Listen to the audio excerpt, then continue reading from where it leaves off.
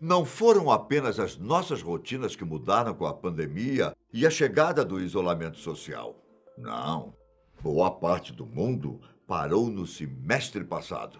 E com isso, o nosso planeta passou por um momento de menos poluição, tanto nas águas, nos céus e até mesmo de poluição sonora. Os aeroportos diminuíram os voos. Os trens diminuíram suas partidas das estações.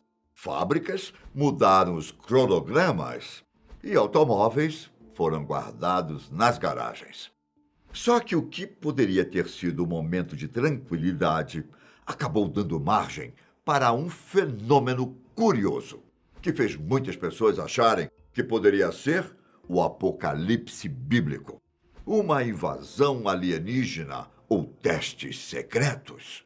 Zumbidos e barulhos como trombetas vindo do céu foram ouvidos por todo mundo, quase que na mesma hora, durante alguns minutos. Você também escutou? Aqui é Ivan Lima e hoje nós vamos investigar esse fenômeno assustador.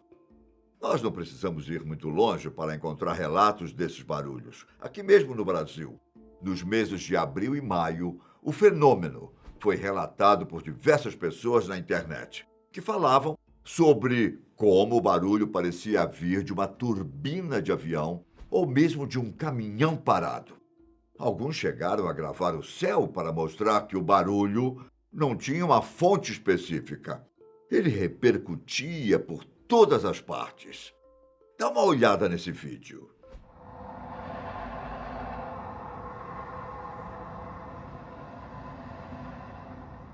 Olha, eu não vou mentir para você, não. Eu também ficaria assustado se tivesse presenciado. Além do nosso país, pessoas nos Estados Unidos, Eslováquia, Inglaterra e na Argentina também compartilharam vídeos e relatos em redes sociais a respeito do barulho. Algumas pessoas também comentaram que torres de tecnologia poderiam ser a causa do som. Só que existe um problema nessa teoria. Não há comprovações científicas de que as torres sejam as fontes. Na verdade, não há nenhuma explicação certeira, apenas as possibilidades mais aceitas. Uma delas é de que o barulho tenha origem quando os gases da atmosfera se movimentam, enquanto a pressão atmosférica sofre mudanças. E isso não está muito distante da gente. Você pode encontrar um exemplo disso no dia a dia, como quando o ar sai da panela de pressão ou de um balão. Só que no caso do nosso planeta, os gases estariam fazendo esse tipo de movimentação por conta dos buracos na camada de ozônio. Uma coisa que você precisa saber é que a Terra emite diversos tipos de som.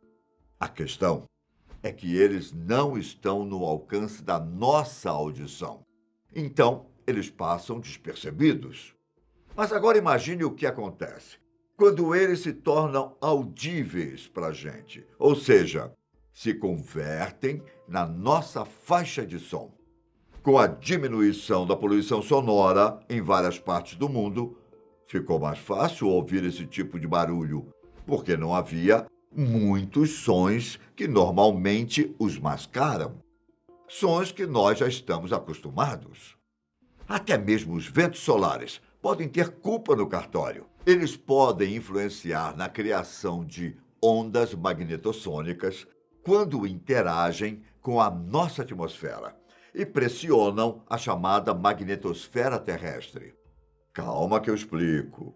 A magnetosfera nada mais é do que uma área existente ao redor de qualquer corpo celeste que acaba sofrendo influência de um campo magnético. Quando pressionada, a magnetosfera pode interagir com partículas de carga positiva e negativa, que estão acumuladas em camadas de nossa atmosfera. Com a colisão dessas partículas, as pessoas ao redor do planeta podem ouvir um ruído.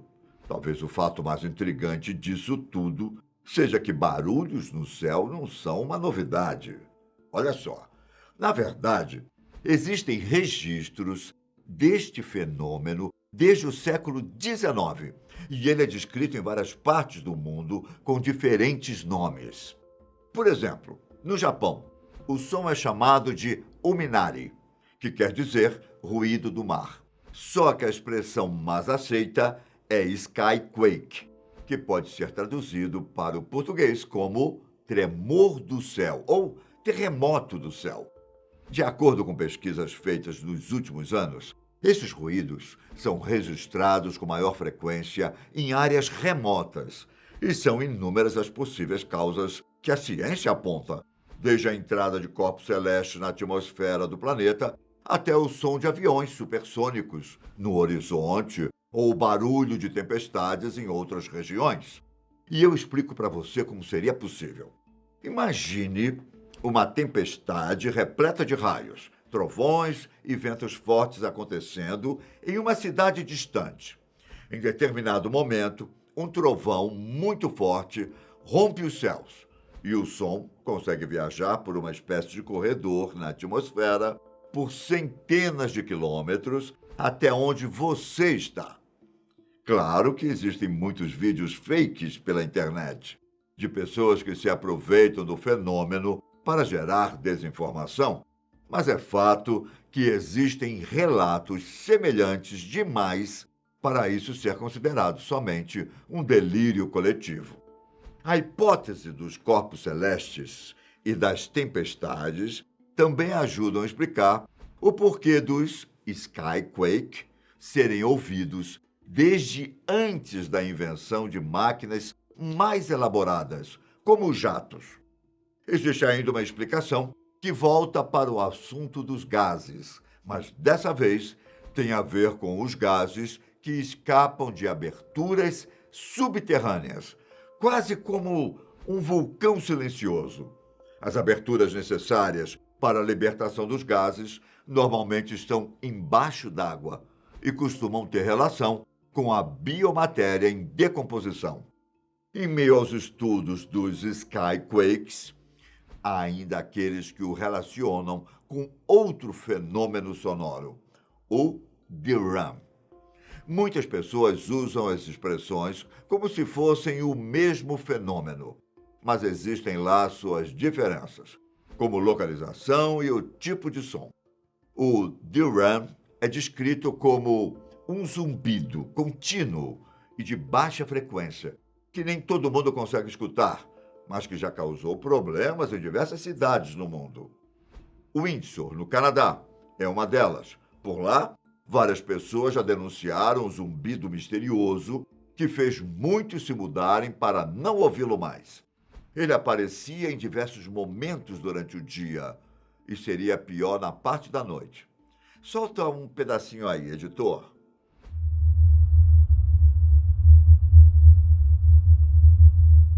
O DRAM não causa apenas um incômodo e susto nas pessoas, mas também pode causar insônia, dores de cabeça e tonturas. No ano de 2012, depois de escutar por conta própria o DRAM, o professor de ciências Glenn McPherson iniciou algumas pesquisas para encontrar a fonte e até mesmo criou um mapa interativo que tem acumulado milhares de relatos do fenômeno ao redor do mundo. O projeto conta ainda com um banco de dados dos casos e um fórum para se discutir cientificamente o fenômeno. A maioria dos casos parecem acontecer nos Estados Unidos e na Europa, mas existem alguns pontos aqui no Brasil, nos estados de Minas Gerais, São Paulo, Bahia e Paraná. Segundo McPherson, até 4% das pessoas em todo o planeta conseguem ouvir o zumbido. A pesquisa usou como ponto de partida fenômenos sônicos gerados por fontes naturais, como vulcões.